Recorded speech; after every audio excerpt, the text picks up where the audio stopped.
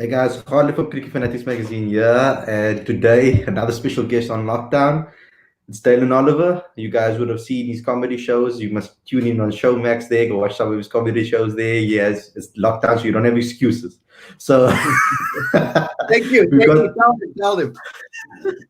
yeah, but you see, I wanted to take a different route with us. Like yesterday, we had Richard Sturton, who's a musician from the voice Yes, we were just speaking about it now. he's fantastic. I He's want fantastic. Yeah, so they used to play when they were younger. Dalen used to play as well. Yes. We made some mistakes with what level it was, but we'll get into that now. Everyone does. No one really knows. I could not have played cricket. For all we know, I just played putt cricket with the Civic. That's it. It never went higher than that. But there's rumors doing its rounds. Yeah, of course there is, always is. Okay, so I wanted to start off. Let's just start off by lockdown itself. Yes. How you've been coping with it as a comedian, as a radio DJ as well. Yes. How have you been coping with everything and being in lockdown, etc.? First of all, thanks for having me on. And I always make a sincere effort to say this each time we're at the cricket game or I see you. I love the work you guys do. Like, props to you, man. Well done. You like one of the hardest working people in the industry, bro. Legit. You and your team don't sleep at all. Like, even now during lockdown, I'm sure they're still finding live games somewhere. Even if it's like in the lounge or in the yard, they're still on it, just to make sure the fans get their access. But legit props to you, bro. So yeah, lockdown. Lockdown's been different. As you can see, I've grown my hair, bro. I've known you for about 2 years, and I think you've always seen me with no hair. So 2 weeks before we were aware of lockdown, I was already growing it. Not this long. I was just lazy. And then our president said, "Yo, you guys are staying indoors." I was like, "Okay, cool. Let's try it out for fun." So for me, it's something fun to work with. But this is the most hair that I've seen on my head. This is my receding hairline. It's backing up more than the M5 when there used to be traffic in peak hour. Yeah. Yasin Bonds is a comedian. He says my hairline is like my area I grew up in. Retreat. It's always moving back and back and back. Yeah. So yeah, this is exactly what it is. Kenman David's actually he chirped me cricket wise. Kenman David's another local comic. We were chatting last night and he was chirping me about my hair. And then I had a cricket chirp. He said my hairline is standing at fine leg. He said, I'm in the slips, but my hairline is at fine legs. So this has been one of the fun lockdown things. I've been posting lots of social media stuff just to keep me busy. From a comedy perspective, obviously, there's been no stand-up comedy gigs at all, which is horrible. But the world's being affected. So it's a weird thing to say, but when the world's being affected by something, you kind of find sanity in it. If there's retrenchments happening outside of this now, if there's retrenchments happening, or if you get fired or you don't get the gig, you kind of take it very personally and be like, why is it me? But now that the world's going through something together, you kind of have to press pause and go, it's not about me. I'm not at the center of this issue. You have to think bigger picture. There's so many other people who are less fortunate being affected differently. So from a stand-up, no gigs, but I've been trying to write a lot of material. I'm working on a new show. I was working on it prior to lockdown, but lockdown's obviously added more different spaces. I wrote some horrible jokes already that I've put online about. I've used so many cleaning products during. I don't know if you've been cleaning a lot. This is the most I've ever cleaned. Like from washing the dishes to cleaning my room, to cleaning the bathroom, to sanitizing, to washing before and after you come out, to washing the groceries that are closed that you got from the store, to getting the soapiness on there to make sure that that's clean. Like, I'm cleaning more. I'm lazy. Why am I cleaning this much? This is not normal to me, but nothing's normal. So we got to adapt. Radio-wise, fortunately, I am still working. So I'm working from home. So that's been really cool from a sports front because I'm a sports presenter. There's no live action, but sports hasn't stopped. And when I say sports, I mean matches, obviously. I'm sure you're in a similar space where you've been watching quite a few documentaries. I watched Fire in Babylon 2 nights ago. Oh, man, I watched it again. And I've watched it a few times, but I thought just for lockdown gears.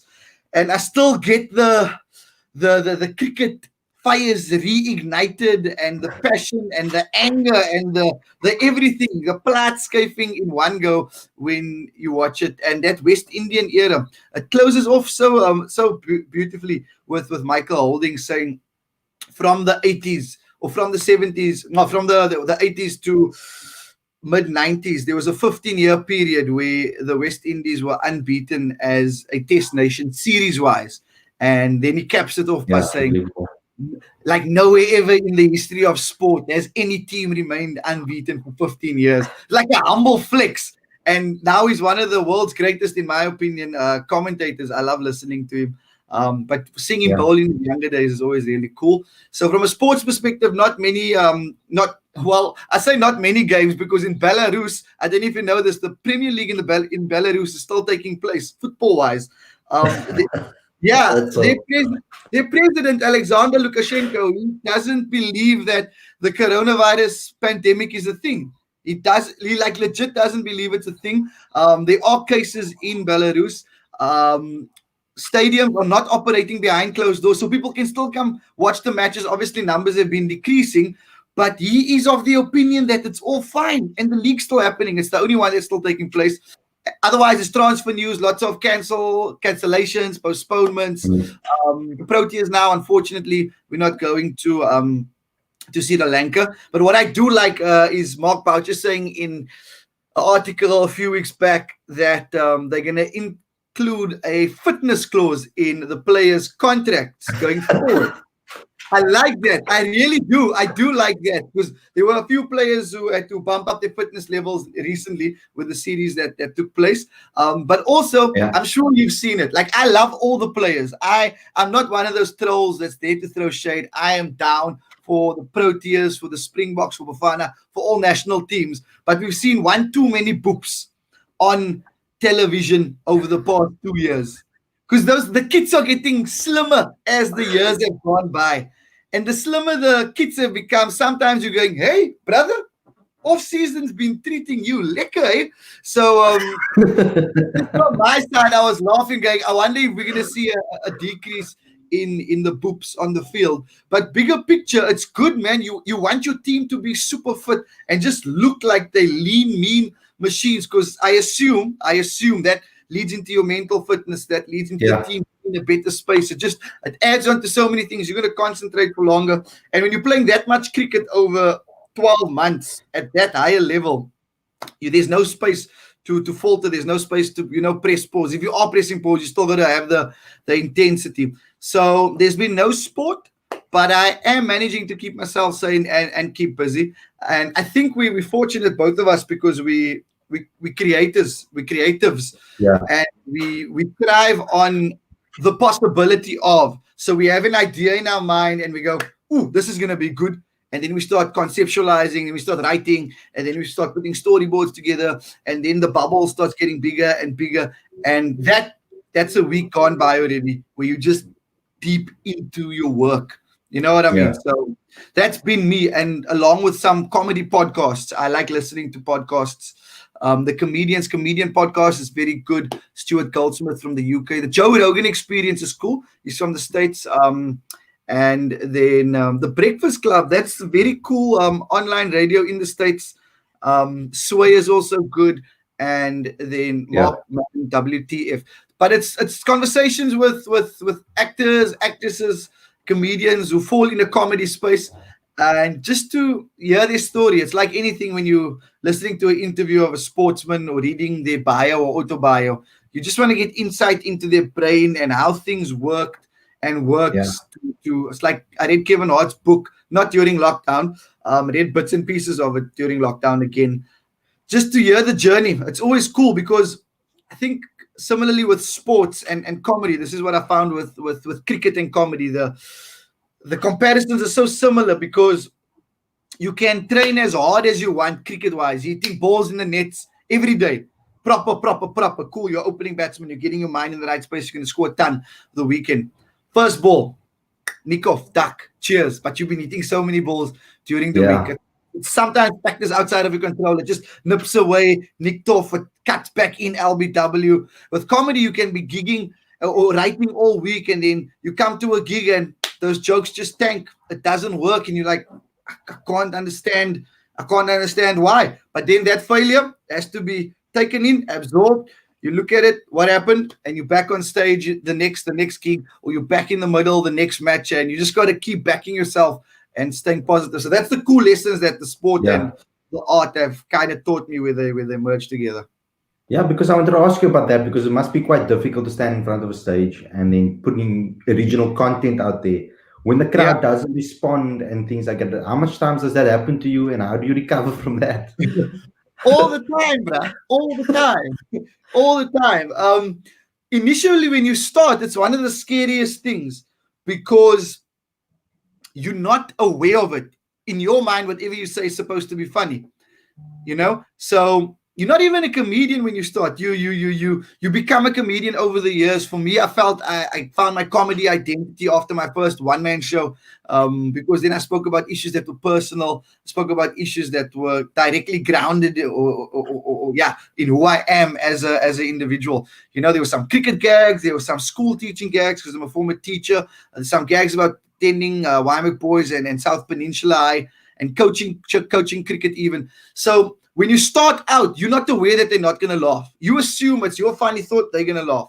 Then you drop the gag and there's the silence, and your inexperienced brain and body and persona doesn't know what to do. And you freeze up and your mouth gets dry and you start panicking and you just blank out, and you have 5 minutes on stage, 7 minutes, but you cut it down to 3 minutes. And it's the always say, whenever I die on stage, you'll catch me driving home listening to love songs, just like 50K singing Boys to Men, End of the Road.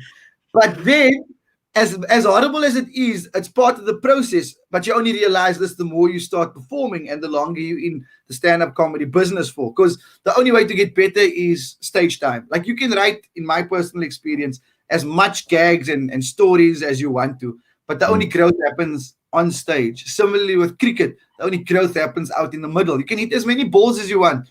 Doesn't mean that it's going to translate necessarily into tons, 50s, double centuries. It's only honest in the middle. That's the only space in which that growth can actually happen.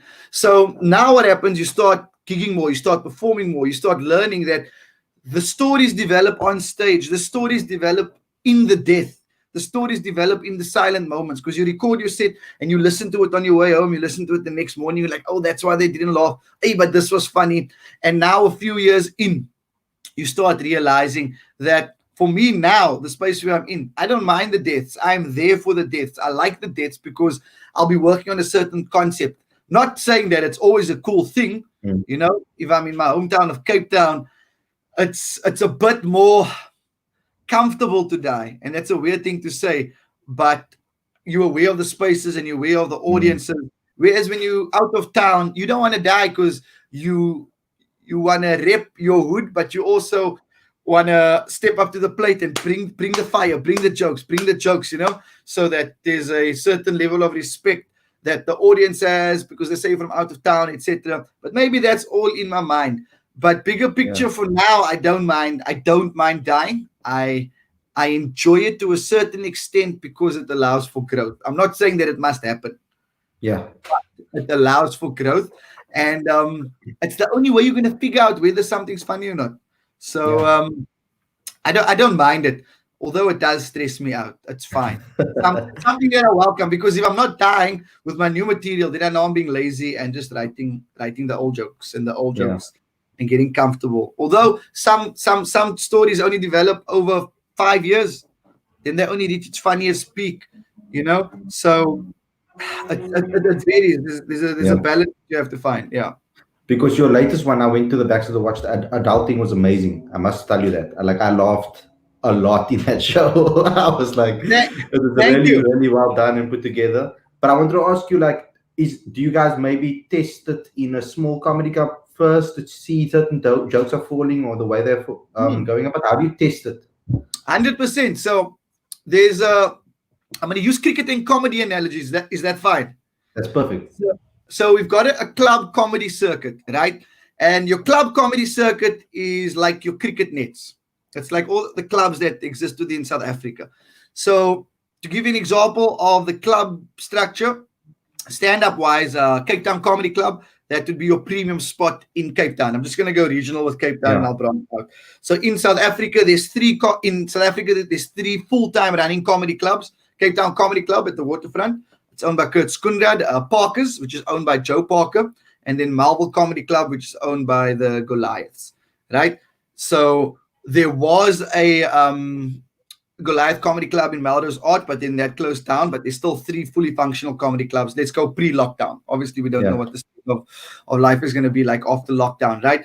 So this all exists in pubs and restaurants and little theaters, small rooms throughout the city. So in Cape Town, if we start from the waterfront, then Sergeant Pepper used to run a gig in Long Street. Beer House has a gig in Long Street and in Tiger Valley. In Durbanville, there's a few little pubs and restaurants. Then Armchair in Observatory, it closed down, but then it opened again. It's an institution. It's where the Cape Comedy Collective started in the early 2000s.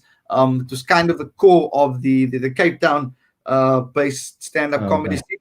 And then in Athlone, it's really cool. So there's also a all female room, which is run by Lindy Johnson and Kate Pinchuk. It's called Frizz Pop. That's at the Raptor Room in town. And then, and I'm saying this to show like there's different spaces that caters for all, welcoming to all. There's an all Muslim room. And I say all Muslim room, I'm in a halal room. There's no alcohol being served, right? Which is really cool because a lot of my Muslim homies, they don't want to go to bars and restaurants where they're selling dope. And I'm like, but I understand that. So they'll come to a theater. But now there's a space outside of that, Timbuktu in Cybrand Park, Athlone. And that's on a Friday night. So that's cool because that's another untapped market, right? You'll find a lot of your Muslim couples who don't want to, like I said, go to spaces where they're selling alcohol. No, you laugh, but it's cool because there's Buddhas and titties there, bruh. So now you're going, shut. This is awesome because you've played spaces where Buddhas and titties are and they're the best audiences, but now they can come to a coffee shop outside of a function. You know what I mean? Outside of a birthday, it's just a night out. And that's really cool. Then myself and Carl Weber, we ran a gig at Rascals in Kenilworth, at the Nova Street, at Grand West as well. I ran a gig there. In Mitchell's Plain, one of the hottest gigs in the country, Premium Sports Bar. So you have all these gigs running down from town, right down the line, right? There's some... trying to think of a few others now as well. But yeah, so that's how the club structure works. And then comics get time. This is where you own your craft. This is where you own your skill. You get an open mic structure, support, host and a headliner. Your support act usually gets 15 to 20 minutes. Your open mic gets 5 to 7. Your headliner closes the show.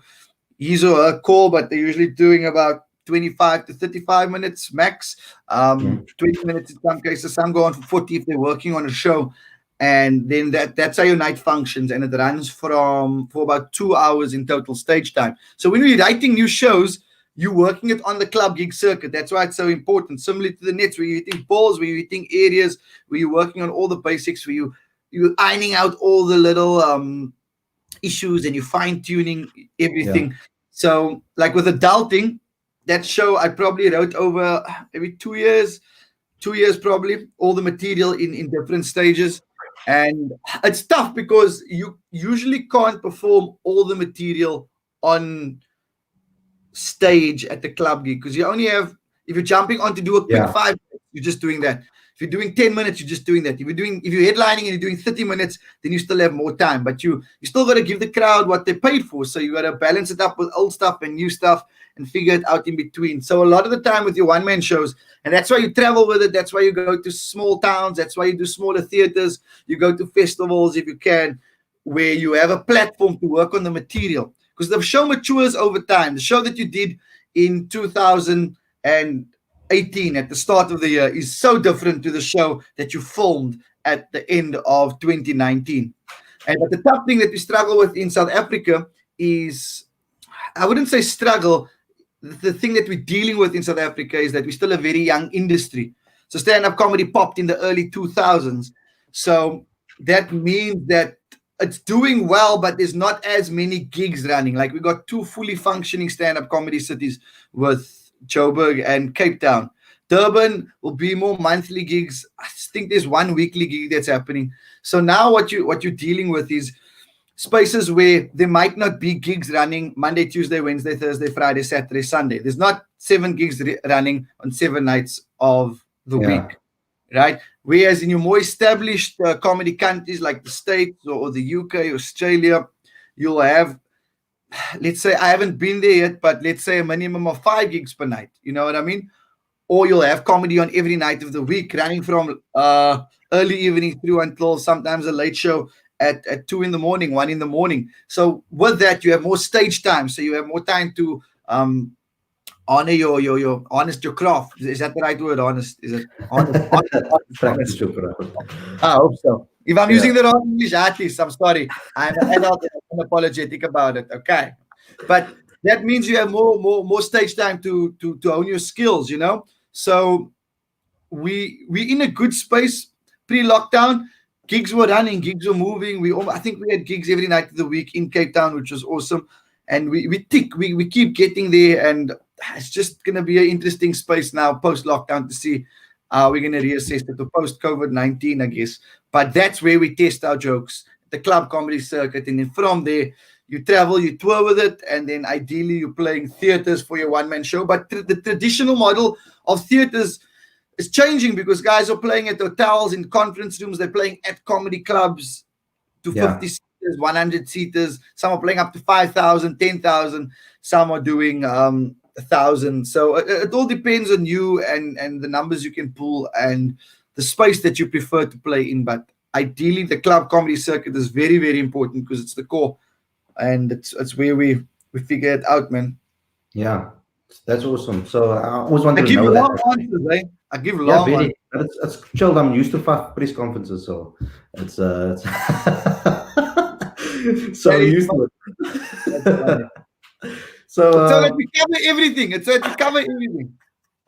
So I want to actually go into something, tap into a little bit of knowledge about you and some history about you that a lot of people don't actually know. That Yes. I don't know if I can say it is this, but did you have a dream to become a professional cricketer first? Was that a dream first? Yes. Okay, so that was, let's. Yeah. Through and through, bruh. That was the dream from 9 years old when I started playing cricket fairly late. Like my children all started at 5, 6. I started at 9. My daddy wasn't a sportsman. Hopeless. Oh my word, Jerry Oliver. Jeez. Shocking, eh? Shock. We're still trying to figure out where I got my talent from. Like he played chess at school. And he always told me about a volleyball game or two that he played. Didn't play soccer, cricket, rugby, nothing, like no sport, right? And then he always used to joke and say my grandpa was a fencer. He used to do fencing because he jumped over the people's fences in Black River where they grew up. Boring jokes, boring jokes, right? But the dream, the dream was to be a professional cricketer. I think like every youngster who starts playing cricket, regardless of how good or I don't want to say bad or not good you are, your dream is to represent your country and play on TV, right? So I started. I'll give you the full thing. I started at St. Anthony's Primary, first mini cricket game. Miss Daniels was my coach. I still remember. And then I joined St. Augustine's Cricket Club. Saints was awesome. I started at Saints at 9. I haven't left yet officially. But I stopped playing at about 29. So what happened was played juniors, and then a lot of the St. Augustine's youngsters played for St. Anthony's Primary, which is up the road in Heathfield. Okay. It was really cool because St. Anthony's is a non-Model C school, right?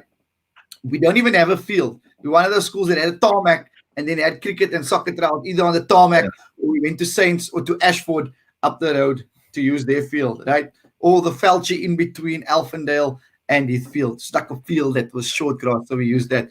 But about 7 of our players played for St. Anthony's, and then we had some awesome teachers, Mr. Van der Bijl, Mr. Southgate, Mr. Ishmael, Mr. Elias, and Mr. Sill, who put their brains together because to Mr.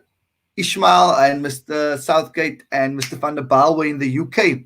And then they set up a tour to England, bruh. Under 13. Oh.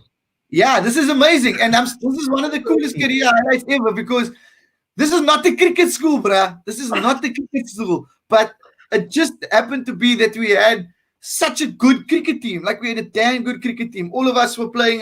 We had 3 province players in the side, and then everyone was at the regionals who was in like at regional trials. So we had a good side, right? Some made the invitation side as well, and then we went on a 3-week tour to the UK. Mr. Searle, shout out Bradley, legend. He was teaching at the school at the time.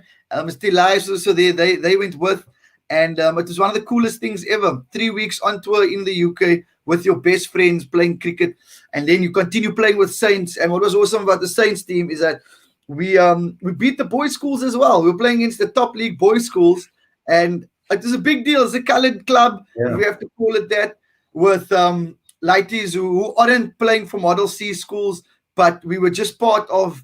It's that thing where where clubs were still big because the Model C schools hadn't taken over the school league yet, if that makes sense. Because nowadays it's very popular to go to Model C schools for sporting and cricketing opportunities to play in certain leagues. And then what happened? I played first team for Saints when I was 15. And then from there, I made my first provincial side, the PG Bison side at under 15. That is my first province side. I made the under 13 invitational side for like a year. But the funny part was that I always, provincially at provincial trials, I was always a year too old. So you have to be 13 in standard 5, right? I was 12, right? So then when I was in high school, I was 13 in grade 8, so I couldn't play under 13 schoolboy cricket provincially because it was a primary school thing. I don't know what it was. There was always a year thing that fascinated me and my parents, right? Anyway, so I'm telling you this because I changed schools in grade 11. I went from South Peninsula, from SP to Wynberg boys, right? But then when I went to Wynberg, I went back a year. Okay, because I was at SP and I was going to matriculate at 17. And then my mom and my dad were like, "No, you can matriculate at 18 now. We feel that you are not mature enough. You're still very naughty. And the year also means you play more cricket." For me, this was dream come true because you play provincially, because I made under 17 side that year as well. You play provincially with all the chommies at the boys' schools, and you hear about these amazing tours that they go on, all the opportunities that you get. And you're like, yo, I love playing for my club, but this sounds dope, man. This is quite. You hear about the Cape Schools Week, then they go on an end of year tour, and then there's a start of year tour. In your mind, you think everything's free, but then when you get there, you realize you must pay for it. Your parents have to pay for it, right? Then I went to Wynberg Boys, and that 2.5 years was, wow, the best years of my life, man, as a school IT, because cricketing-wise, this is amazing. So in grade 11, the late Bob Warmer was friends with our previous headmaster, Mr. Richardson. He was headmaster at the time, and he was involved with Pakistan, and the opportunity popped up for us to tour Pakistan. And then we went to Pakistan for 2 weeks. We were hosted amazingly by the Pakistan Cricket Board at the High Performance Center in Lahore. Matthew Kleinveld was with on that tour. Played for the Cobras, now moved to the Knights. Shadley van Schalkwyk as well. Shadley's also Knights, but now moved to the States. And then what happened from there, we went to England the following year for 3 weeks with Wynberg, which was awesome. And now as an adult, I always look at my mommy and them and say, "My bro, Daddy was an electrician, you were a teacher. Where did you get all this money from? Are you mad?" Like all the sacrifices that you made. And looking back, you realize how your parents just sacrificed to make sure that you had opportunity, right? And then I made the province under 19 side. I made the Coke side in 07. Players who were in that Coke side who played either SA under 19 or franchise cricket. Bradley Barnes was the wicketkeeper.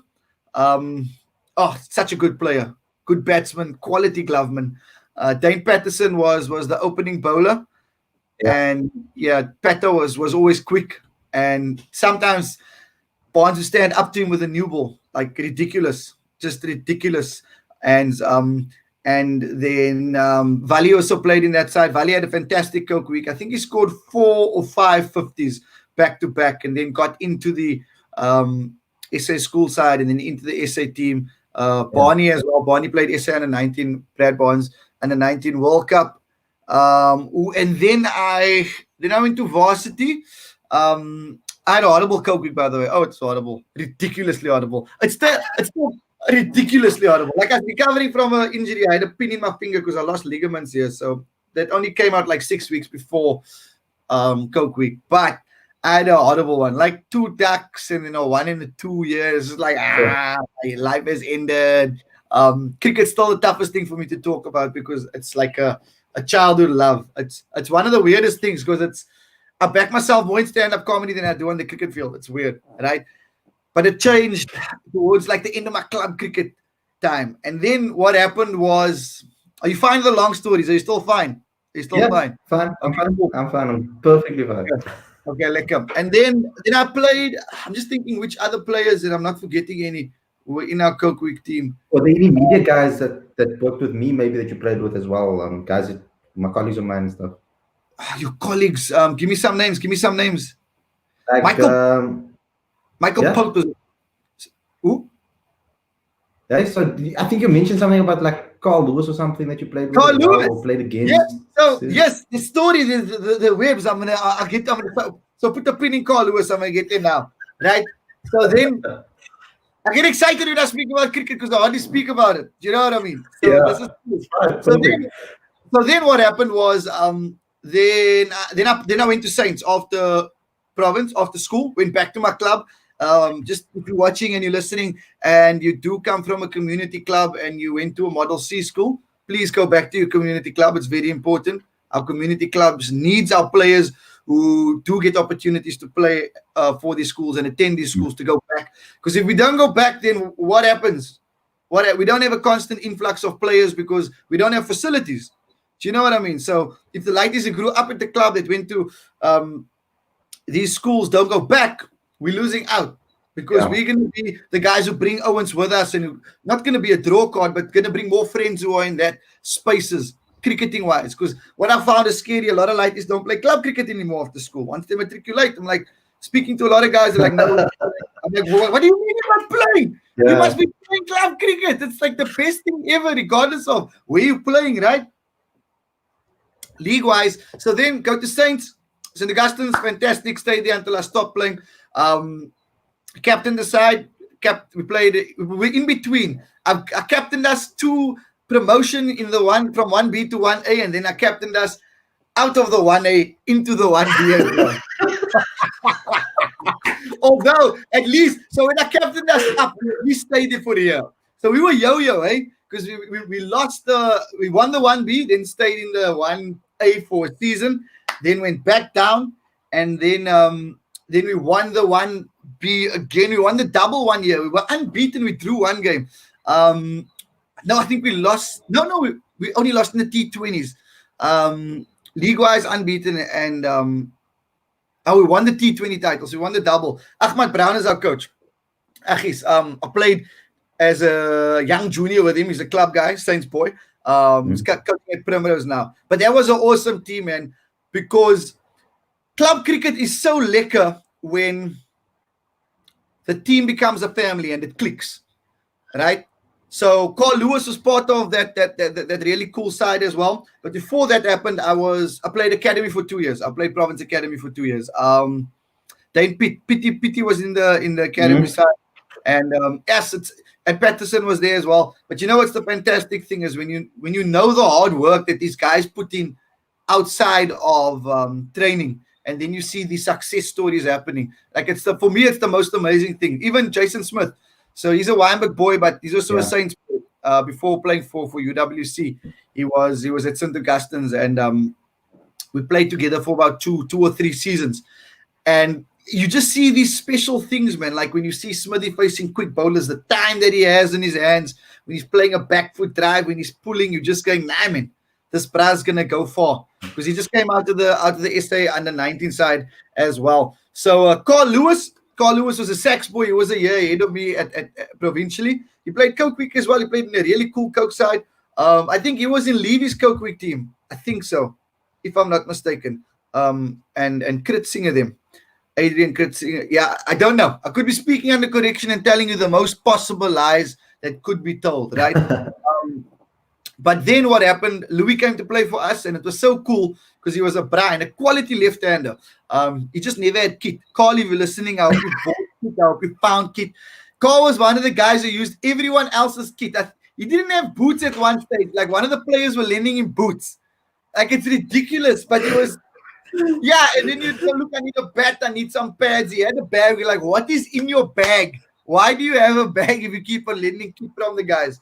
So Louis, who now I respect as a sports journal, and even before he got into the game as a sports journalist, his sports knowledge was just amazing. Like if I'm ever in a sports trivia quiz, Carl Lewis will be my right-hand man, and I'll bring comedy, and he must just feed the facts and get all the answers right. And he captains Justin's first team as well for a season. I think.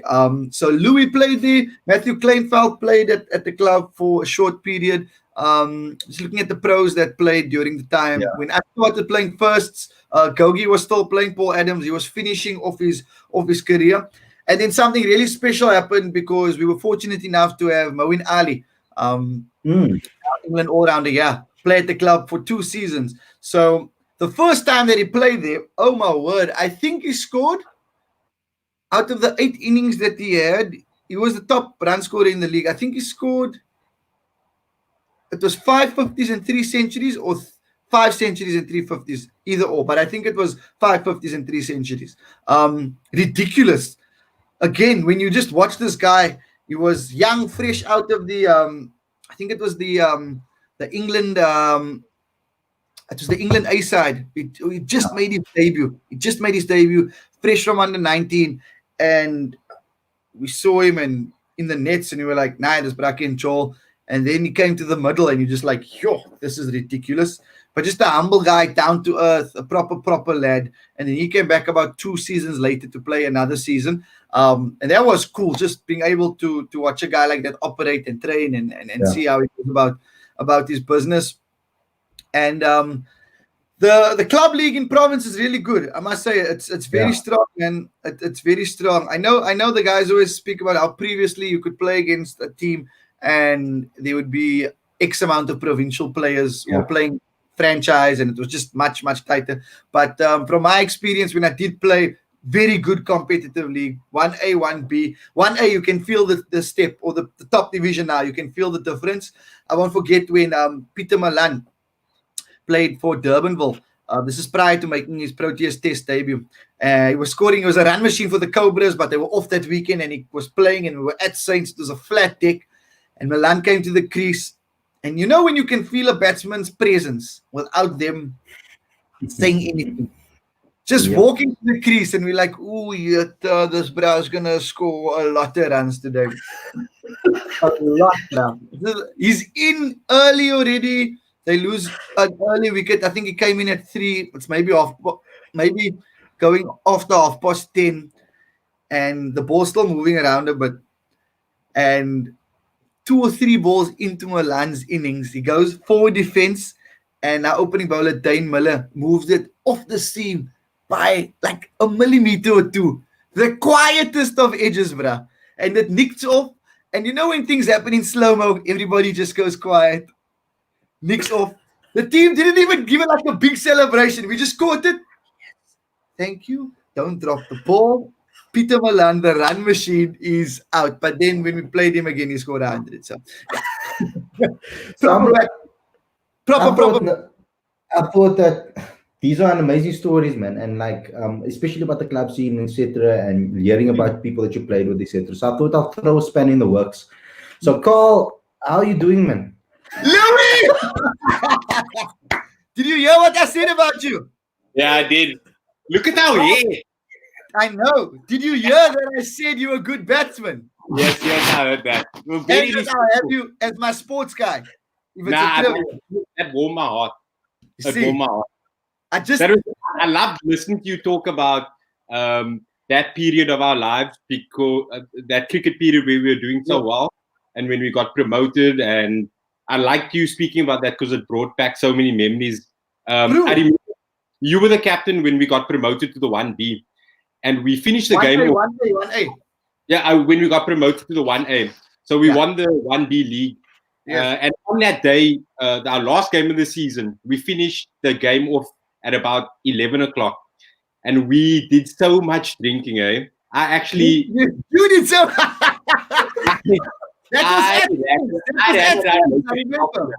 I was so happy. I ran around naked in Alphendale at my friend's house. Okay, I was drinking so much. It was good times. So you see, Khalid, you see what I remember and what Carl remembers. That's why I didn't have kid. But no, it was so cool because it was a bunch of Brassa, very unstable team. But they could turn up on any day, either all out for 60 or we scoring 250 or 300. That's where you must continue, Carl. Oh, yeah. It was one of the most fascinating things. Khalid, I mean, you unstable cases. I remember I think I'm got my head screwed on, but that's not true. I remember having a fight with one of our bowlers on the field at Cape Town Cricket Club. Name and shame. We will name and shame. Yeah. Shout out to Tony. Good bowler. Yeah, and good coach at that time, Good coach. He was coaching. He wasn't drinking, and I know you won't mind me saying this because he publicized it as well. And he was bowling quick again. And Tony was bowling and Carl was at mid-off, if I'm not mistaken. I was at slip, and we all just watched this unfold. There was a fight in the team where you just saw a hand being pointed like this at someone going, yeah, they're fighting between balls. There should be in breakup. Yeah, that's a big club cricket. You deal with all this baggage, bro, in the change room, on the field. But I miss that team. I would do anything to play a few games with that team again. It was definitely. But I just wanted you said something about the guys who played at Saints or Victoria or whatever, they go to Model C schools. They should really try and go back, because I think community clubs are really suffering in this time. Yes.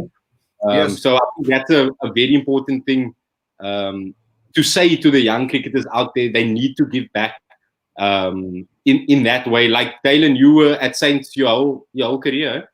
Yeah. Saints boy through and through. But even with you, because Carl came out of early retirement, you stopped playing for 2 years, and there was a big buzz when Carl arrived, because who was in your Coke team? Who was in your under-19 team? Levy, Kisvetter, Malusi Saboto, Kritzinger, Craig Alexander, very good team. We won Coke Week, obviously. You had a gun team. And Carl went to UWC, and I was always a fan of him. He was just a really, really top guy who liked clubbing and house music, right? And and Achis, our coach at the time, Ahmad Brown, love him to bits. He was amazing. He eventually spoke to Carl through other few people, and they got called to come. But the hype that was at the club at the time, because you need to understand that at community clubs, players don't join often. It sounds bad, but your top players aren't changing that regularly if money's not thrown around. That's a whole nother issue, right? So when Louis came, it was like, Philip, this is awesome. He's a pedigree player. He's a solid batsman. He became an off-spinner. He's fit. He can field. He's a smart bra. And he scored 100 in his first few innings. Yeah, the third game. Second, third game now. And he hit 1-6 in his whole stint. It was.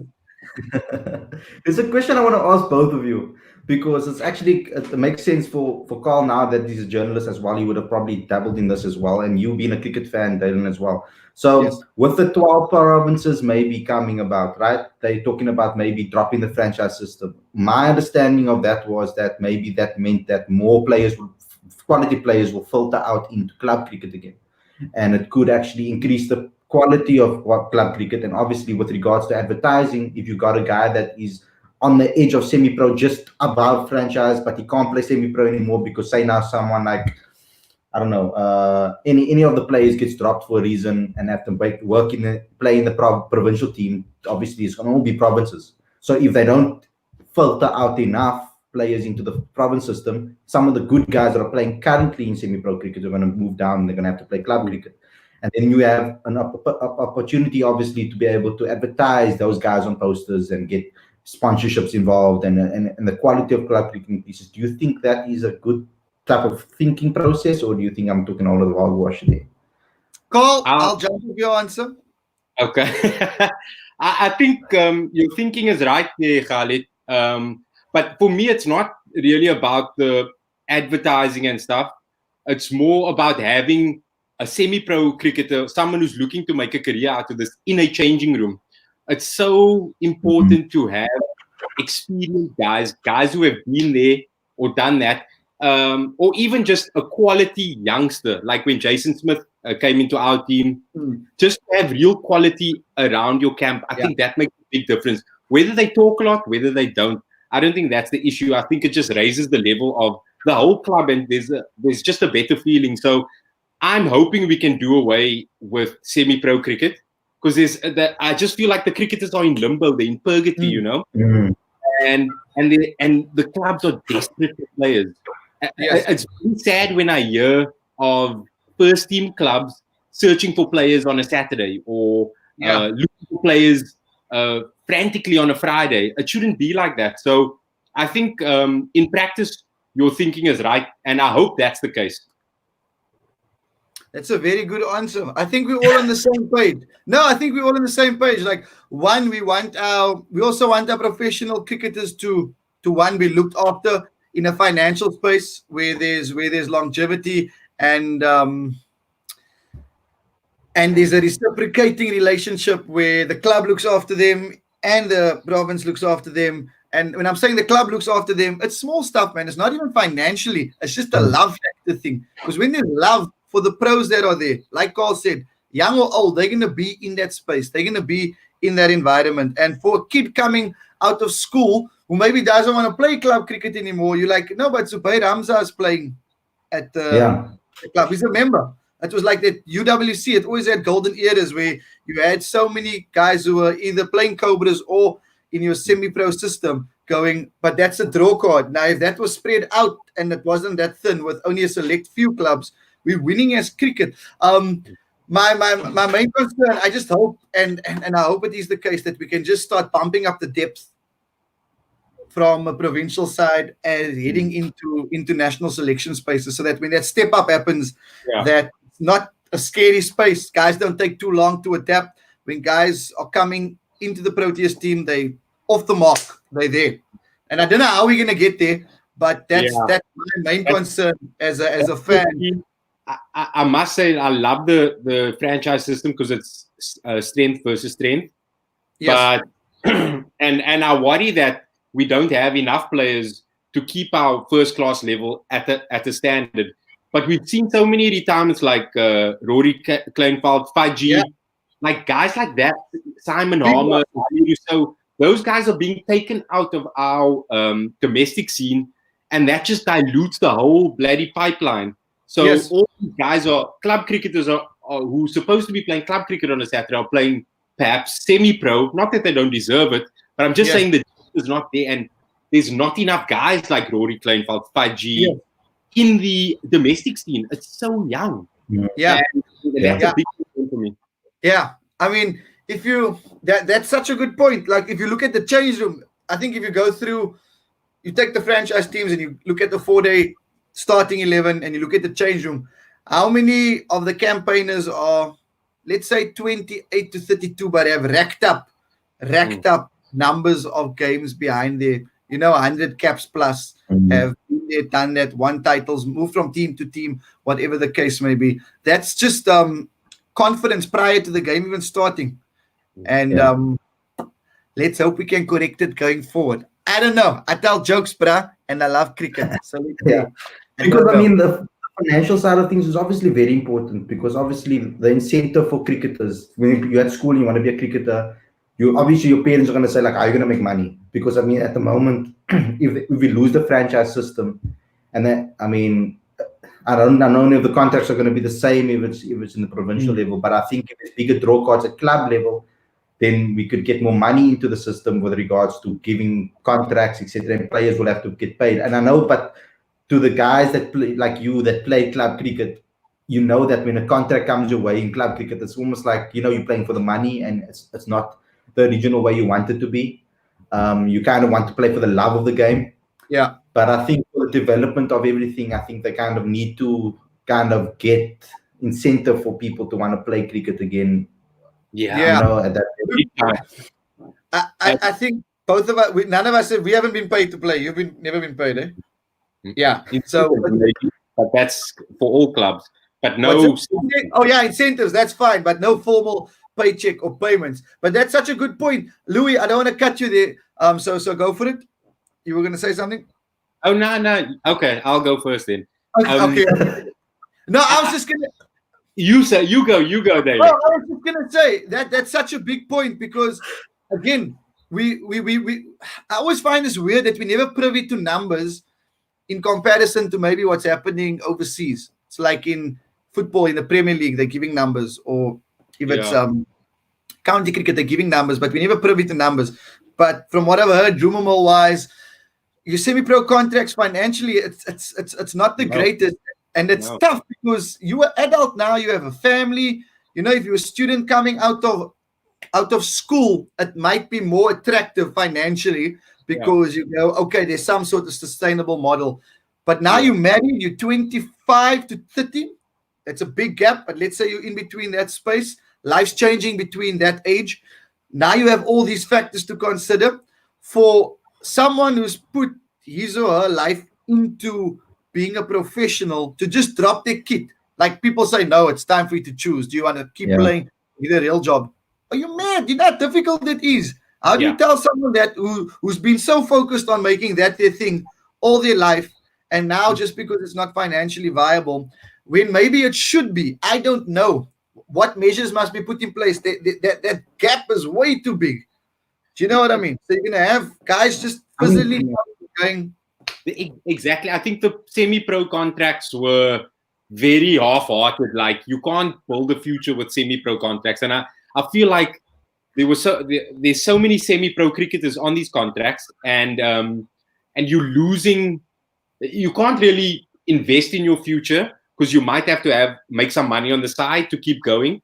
But I feel like we've invested a lot of money into the semi-pro thing, whereas you could have given a bit more money to franchise cricket and also give a bit more money to club cricket and those structures. If you just get rid of the whole semi-pro system, it's just a weird. And there's a lot of money on semi-pro cricket. Besides the salaries, you've got all these provinces traveling, playing cricket over a weekend, 4 days. So there's a lot of money there.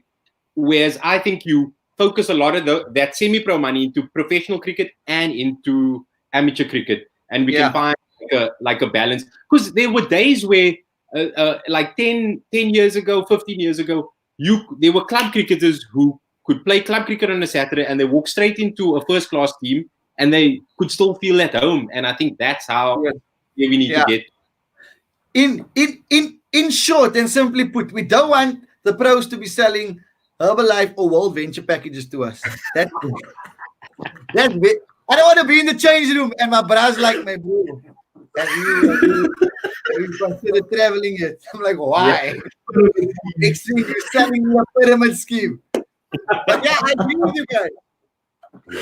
Yeah, because I mean, football, and I always make comparisons between football and cricket and across sports, etc. But I think you have to, because I mean, football, I know a lot of more countries play the sport, but it became a global phenomenon because of that. I mean, clubs football didn't start off with people getting paid initially. It became that. I don't know if you saw that series on Netflix. They explained it with the English football and how it came up and stuff. So like with regard, watch it. It's called the English Game, I think, or something like that. And also, so like they show you how it started with regards to people getting paid to play the sport. So obviously, eventually, clubs had to pay their players. If you want to get the best players to come play, you pay. The problem now, what people are going to say is that no, the richer clubs, because we have a lot of poorer clubs in the communities that don't have the amount of financial stability. So there's going to have to be ways. Otherwise, every rich club is just going to buy every best player around the country, and that can also be, so that has to be managed with financial fair play rules, etc., etc., etc.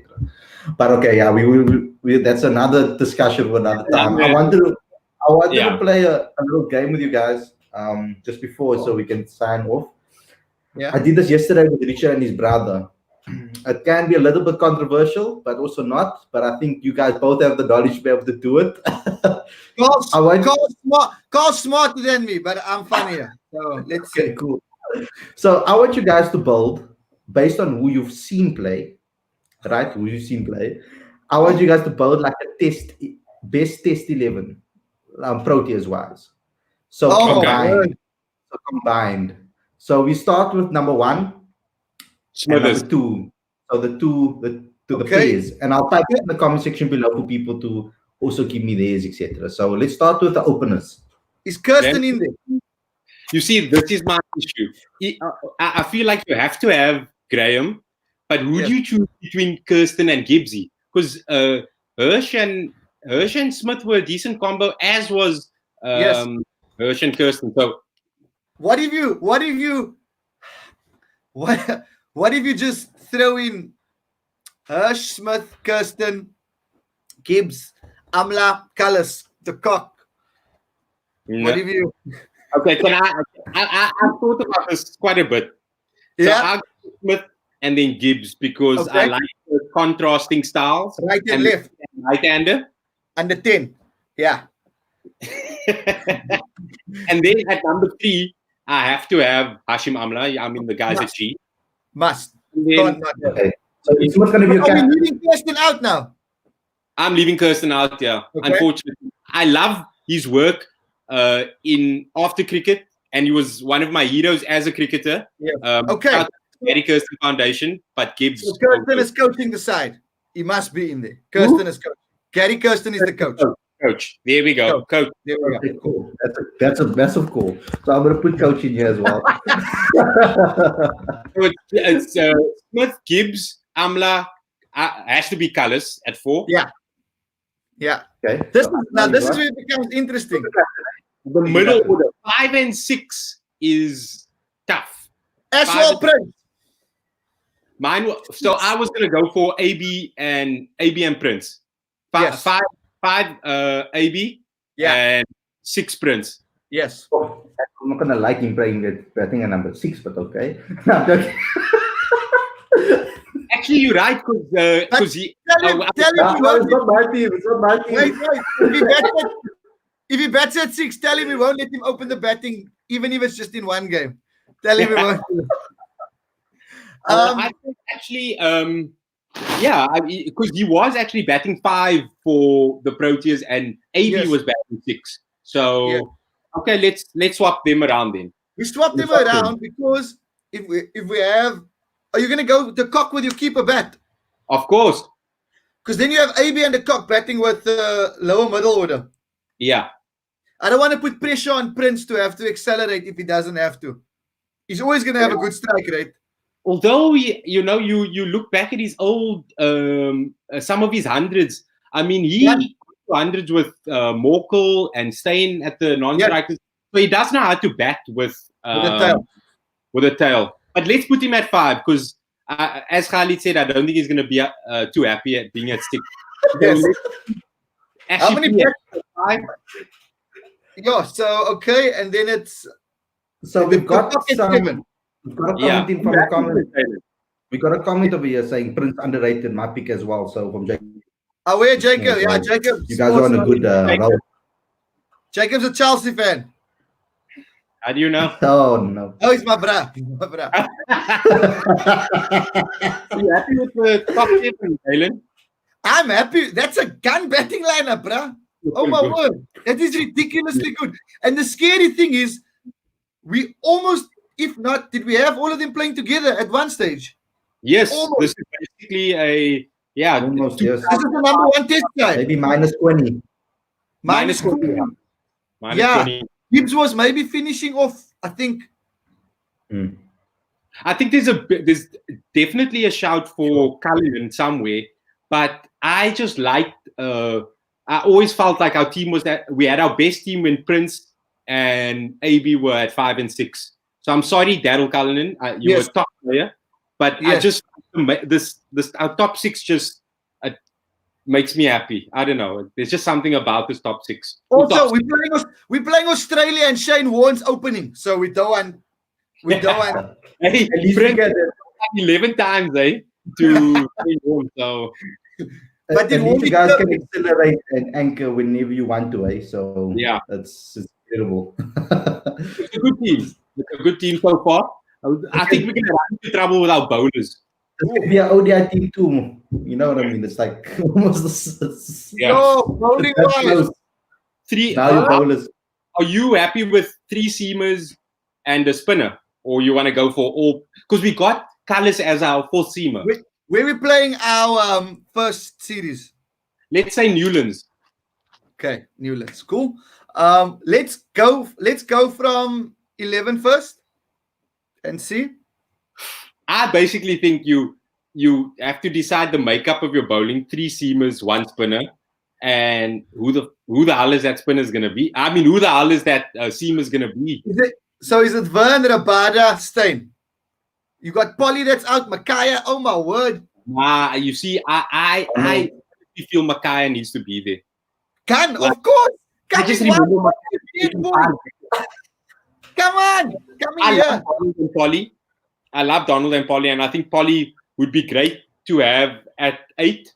Yes, but I'm not sure who to choose between Polly and Vern. I don't know. I don't know, Dalin. I'm like, I think purely on stats. It's purely on stats. Then it's Vern. Sorry, batting wise, it's purely on batting stats. Sean Pollock had 3 Test 100s, so and Vern doesn't have 100. But so, 6s at Tigerberg against the wind.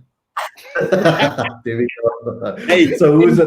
This is something I always wanted to say about Vern, but Vern is so proud of his cricket club. Like, Love it. When before he was like a stalwart proteer, and he was a Cobra, that man was making efforts to go play when there was a day off. Yes. He was playing for Tigerberg. He loved that club. Bro, I was a junior at Saints when he scored back-to-back 100s, same game at Saints. Yeah. Really? Tigerberg played Saints, and Vern was playing. He was a Cobra, and can. And he's so proud. And I like that. You know what it is, no? It's that, you know, when you tell Ricky Ponting you mustn't push when you nick him off. Yeah. When Owens have that mad pluck, man. But that's me and my comedy brain. But I'm a Vern. Hey, brah, I'm Vern. I'm gonna have Vern in the side call. We can't. Okay. So it is Dalin show. So let's put Vern in there.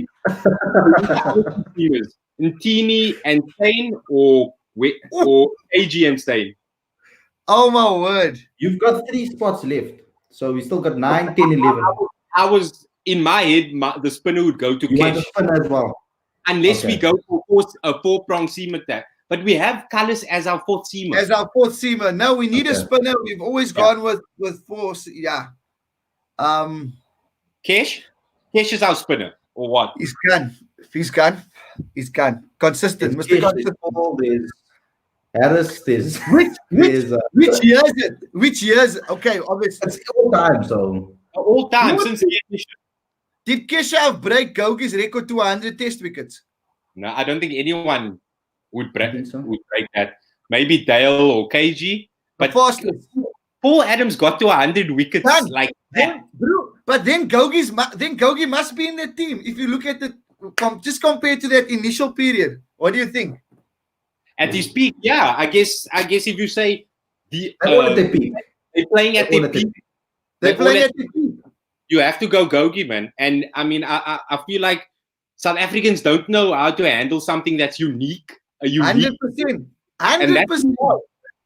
And he can put a few 6s for you. Where are you going to put him? Are you going to put him 11, 10, 9? Let's put him 11.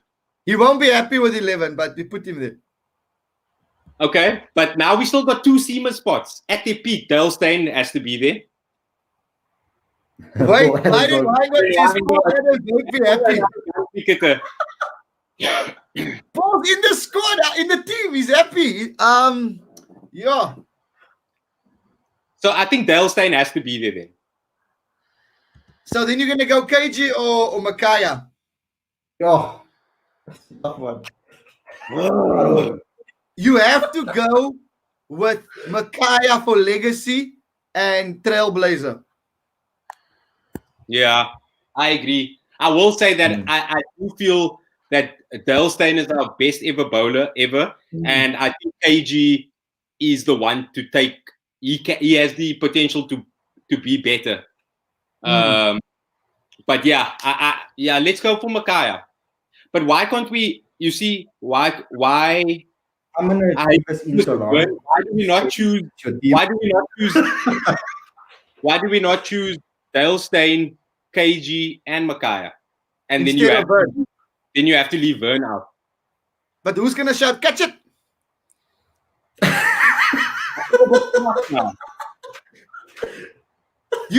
For me, Vern is the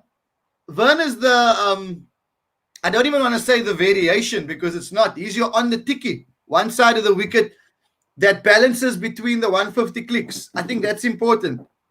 And I'll accept that point because Gogi is an attacking spinner, and Kesh should really be that role to keep things tight. And Gogi's so I'll agree that we need someone who. But you see, we got Kallis. Yeah, he gives you so many options. So many.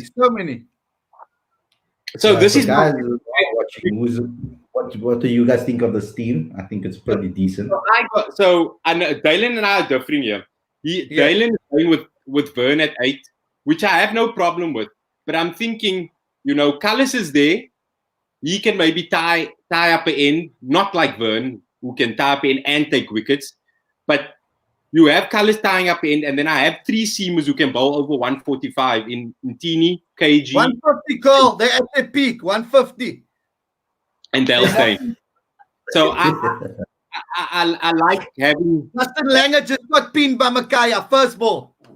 He's down. And then we got KG coming and Dale Steyn. And just imagine KG and Dale Steyn with the old ball as well. So I think, Khalid, you have to make a different. My 11 would have KG instead of Vern. So yeah, that's what I would go with. I'm sorry, Vern. Okay. so you guys are switching it around. So you just have one change different. Yeah, you can have a /, and then you say KG. Cool. I think we can even throw in 12 is good. 13 even. Hey, we're not picking a squad, we're picking an 11. I'm bad at this, I can't commit to it. I'm not there. I'm not there for the response and the backlash. I'm just like, guys, come now. It's my thoughts. Let me opinion, come on. Yeah. People are I'm trying to use it if I was a coach and now I'm selecting the team. Like the fact that Ntini, KG, and Dale Steyn are in my team, and then I still have Kallis to hold up an end. I have an attacking spinner. This is we should be taking 20 wickets a lot in test matches. Yes. Is Daryl Cullinan watching the game? Yeah. Yes. Do we have a 12? Dane Pitt. Yeah. What a lad. That's thanks a good a lot. That's a good 12. I'm sorry to stop you guys here, but thanks a lot, Carl, for joining me. No, I'm going to end up with Damon. You can check if there's any politics around the our dream team. It's all Carl. I had nothing to do with it. I tell jokes. That's it. Thanks a lot, Louis. See you guys. Thank you. Yeah, safe. So, Darren, thanks a lot for that. That was awesome. I just want to end off with one question that we got in from a fan. Daniel Gallen sent in a question for you. I just wanted to ask you, what's the funniest thing you've ever seen on an international cricket field? The funniest thing I've ever seen on an international cricket field, that's how do we do this? Funniest, I always find it funny. Bavuma and Morkel. I remember that. That photo and the way like I love Timber, but that was funny. That was funny, man. Mokel up here, Bavuma just like, yo, come sweating. I need you sweating. Yeah, that was a funny moment. That was because he high five. I remember he high fived everyone. High fived everyone. Yeah, and then he was like, Timber was just there, like, yo, what's up? How does this work? So, Dalin, to the end of the show, I just want you to give talk a little bit about how much you enjoy being a part of, obviously, the whole cricket sphere. Now you are doing a lot of things with the MSL, and you experienced a lot with the MSL. And we haven't touched on that. You can just maybe end off with that and now what your experiences have been like, obviously, with the MSL, etc. Bro, anything to do with cricket, I love. I think I'm very fortunate to be able to still be able to work in these spaces post wanting to play cricket at a higher level. Do you know what I mean? It's never work. You're there, but like I'm watching the games half the time. The MSL, it was a basic job, but not a basic job. So basic in the sense that it would say stadium announcer or MC, but that's based at the Paul Rocks. Shout out to the current champions. Out at Eurolax Boland Park and then Newlands for Cape Town Blitz. Shout out to my hometown. And that was a draw for 2 seasons now consecutively. But why I liked it because it's like a hype man job, man. We're getting the gears going. It's something you can't explain. It's something really special. And what's cool is I got to watch all of the games again. That was the main thing. But to be in the Western Cape is really cool because we love our cricket. And shout out to the Newlands faithful. Shout out to the Paul faithful for supporting their teams, man. I think jointly we had the best numbers for both MSL campaigns, attendance-wise. And I think if Cape Town and Paul just remains the way it is, we're never going to have issues with attendance at matches because we are cricket, football, rugby, sports mad province who supports their own and shows up in numbers for their own. And to see all that happen in different spaces was pure magic, man. It was magic. Dwayne Bravo, seeing him play for Paul Rocks, the way the locals loved him. Faf du Plessis, the amount of love that he got. Even JP, even with him being injured, the amount of love that he got. The other locals that made their names now. Having Steyn running at Newlands, packed with the whole of Newlands. You don't even have to tell them to get involved. They're just there because there's so much love. With Vern running in, he came from Durban last season, now joined Cape Town Blitz. The amount of love there, you know what I mean? It's really cool because we love our hometown boys. But equally, the amount of love we have for the internationals that played and the other locals that came and stepped up to the plate. It was just a cool pride thing. There was just pride, and that's good for cricket. We need more of that. We need the cities to take ownership of their players, to take ownership of their teams, to have that pride bold, like the English Premier League. You know, the people from Newcastle are supporting Newcastle. They are there. They are, no matter how horrible the Magpies are, they are there. You know what I mean? And that's awesome to see. I just use Newcastle as an example. If you're a Newcastle supporter, I'm sorry if I offended you. What a highlight for me was, like, for example, seeing Andre Nokia bowl to AB de Villiers for the first time. Bro, how he stepped back and he was like, what's going on? Same with Gerald could see in the second edition, bowling 150. A young 19-year-old boy bowling 150 at AB, and he had to wait, double check. Coming out of the play. Yep, 100%, bro. Even with Calvin Reina, the first season of Cape Town Blitz opening game, I think he got a half century or close to it. And he just stayed there. Then he came to Paul Rocks, now in your SA setup. And for people who's been following that journey of his, they go, this is amazing. This is, and similarly with Norkia, he was shining so brightly. Got his IPL deal, I think, out of the first MSL campaign. But then injured. So Dalin, Bjorn Fortuin as well. There we go. Bjorn Fortuin as well. Jeez, what a gun. He made Shamsi at Rocks, bruh. That spinning duo. Amazing. So thanks a lot, Dalin, for coming on the show. Okay, Yes. this was an awesome conversation. I really enjoyed it. I'm gonna have you on it again. Maybe we're starting a podcast on Sunday. Sunday evening, we're gonna have our first official Cricket Fanatics magazine podcast, where where it's gonna be about fans and cricket fans coming on the show, chatting into the fans in comment sections, getting their questions in, etc. We're gonna be discussing, giving our opinions of the game. Whereas the On Lockdown is more about the celebrities, the cricketers, the former cricketers, etc. Comedians, celebrity, comedians, etc. Comedians, right. So lastly, where this is streaming on YouTube. Where is it? I'm like an old man. Oh yes, so this is streaming on YouTube and Facebook simultaneously live. I'm going to put the link on our website and share the link with you so you can share it. Okay, now I'm wondering why Brandon and Byron were commenting. Look, but Brandon definitely I think would be watching on YouTube. Byron, love Byron. He plays for Vix. I don't think Buri would be on YouTube. So I was just wondering who, where, how, what. Okay, cool. Yeah, cool. So just lastly, a message to the Cricket Fanatics fans out there who asked me to get you on the show. Okay, must I say give a message to them? Okay. Yeah. So like come out of the. Yeah, you can do that. Yeah, I'm being a child. Cricket Fanatic fan. I always tell Khalid. Is it Khalid or Khalid? Or Khalid?